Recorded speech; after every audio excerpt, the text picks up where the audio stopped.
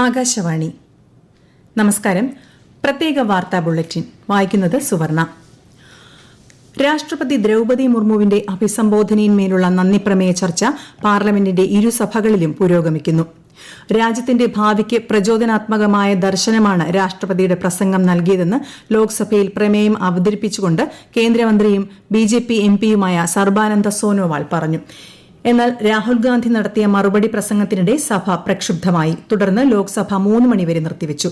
രാജ്യസഭയിൽ ബിജെപി അംഗം C Sadanandan master നന്ദിപ്രമേയം അവതരിപ്പിച്ചു. രാജ്യസഭയിലും പ്രതിപക്ഷ ബഹളം തുടരുകയാണ്.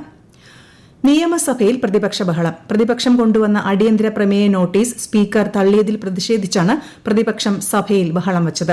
പയ്യന്നൂരിൽ പോലീസിന് നേരെ ബോംബെറിഞ്ഞ കേസിൽ ശിക്ഷിക്കപ്പെട്ട പ്രതികൾക്ക് പരോൾ നൽകുന്നതിന് പോലീസ് കൈക്കൂലി വാങ്ങിയ സംഭവം സഭാ നടപടികൾ നിർത്തിവച്ച് ചർച്ച ചെയ്യണമെന്നാവശ്യപ്പെട്ട് പ്രതിപക്ഷത്തു നിന്ന് കെ രമയാണ് അടിയന്തര പ്രമേയ നോട്ടീസ് നൽകിയത്.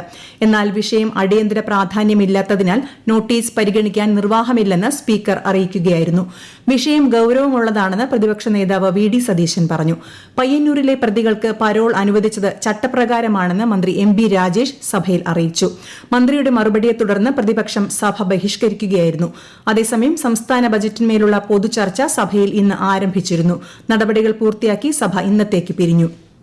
സംസ്ഥാനത്ത് SIR-ന്റെ ഭാഗമായുള്ള അന്തിമ വോട്ടർ പട്ടിക ഈ മാസം 21-ന് പ്രസിദ്ധീകരിക്കും.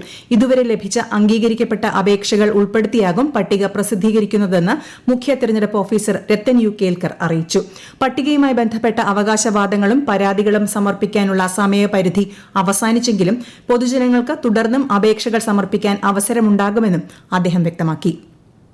പൌരന്മാർ പാൻ കാർഡ് ഡൌൺലോഡ് ചെയ്യാൻ ആവശ്യപ്പെട്ട് ഇമെയിലുകളിലൂടെ പ്രചരിക്കുന്ന സന്ദേശം വ്യാജമെന്ന് കേന്ദ്ര സർക്കാർ.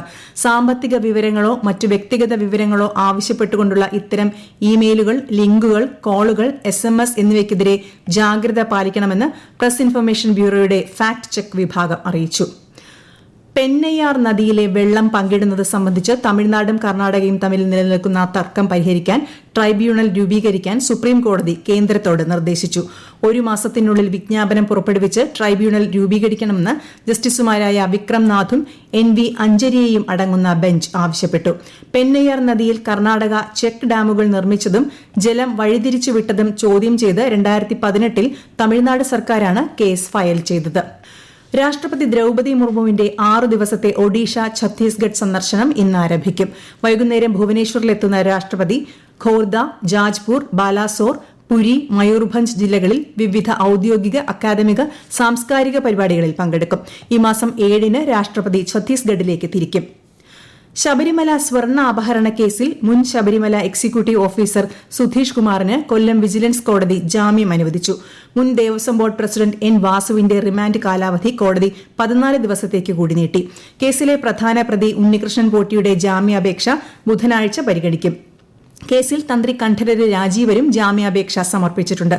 അതേസമയം ശബരിമല സ്വർണ്ണ അപഹരണ കേസിലെ പ്രതി കോൺഗ്രസ് നേതാവ് സോണിയാഗാന്ധിയെ സന്ദർശിച്ചിട്ടുണ്ടെന്ന് വിദ്യാഭ്യാസ മന്ത്രി വി ശിവൻകുട്ടി നിയമസഭയിൽ ആരോപിച്ചു.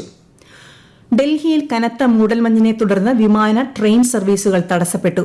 വിമാനങ്ങളുടെ പുതുക്കിയ സമയവിവരങ്ങൾ അറിയാൻ അതത് എയർലൈനുകളുമായി ബന്ധപ്പെടണമെന്ന് ഡൽഹി വിമാനത്താവളം യാത്രക്കാർക്ക് നിർദ്ദേശം നൽകി. പ്രതികൂല കാലാവസ്ഥയെ തുടർന്ന് 11 ട്രെയിനുകൾ 2 മണിക്കൂറിലധികം വൈകിയാണ് സർവീസ് നടത്തുന്നത്. യാത്രക്കാർ യാത്രയ്ക്ക് മുൻപ് ട്രെയിനുകളുടെ പുതുക്കിയ സമയക്രമം പരിശോധിക്കണമെന്ന് റെയിൽവേ അറിയിച്ചു. രാജ്യത്തെ ഓഹരി വിപണികളിൽ നേട്ടം. സെൻസെക്സ് 839 പോയിന്റ് ഉയർന്ന് 81,114-ലും നിഫ്റ്റി 44 പോയിന്റ് വർദ്ധിച്ച് 24,869-ലും വ്യാപാരം തുടരുന്നു. സ്വർണ്ണവില കുറഞ്ഞു. പവന് 9,840 രൂപ താഴ്ന്ന് 1,07,920 രൂപയും ഗ്രാമിന് 13,490 രൂപയുമാണ് ഇന്നത്തെ വില. ഇന്ത്യയെ നൂതന ഉൽപാദനത്തിനും നൂതന ആശയങ്ങൾക്കുമുള്ള ആഗോള കേന്ദ്രമാക്കി മാറ്റുന്നതിനുള്ള സുപ്രധാന ചുവടുവയ്പ്പാണ് 2026-27 കേന്ദ്ര ബജറ്റെന്ന് State Bank of India chairman Challa Srinivasulu Shetty. ഈ വർഷത്തെ ബജറ്റ് ഗ്രാമീണ, നഗര, പൈതൃക മേഖലകൾക്കിടയിൽ മികച്ച സന്തുലിതാവസ്ഥ നിലനിർത്താൻ സഹായിക്കുമെന്ന് ശ്രീ ഷെട്ടി പറഞ്ഞു. വിദേശകാര്യമന്ത്രി എസ് ജയശങ്കറിന്റെ 3 ദിവസത്തെ US സന്ദർശനത്തിന് ഇന്ന് തുടക്കമാകും. സന്ദർശന വേളയിൽ US state secretary Marco Rubio വിളിച്ച ക്രിട്ടിക്കൽ മിനറൽസ് മന്ത്രിതല യോഗത്തിൽ കേന്ദ്രമന്ത്രി പങ്കെടുക്കും. പ്രത്യേക വാർത്താ ബുള്ളറ്റിൻ കഴിഞ്ഞു. അടുത്ത വാർത്താ പ്രക്ഷേപണം വൈകുന്നേരം 6:30-ന്.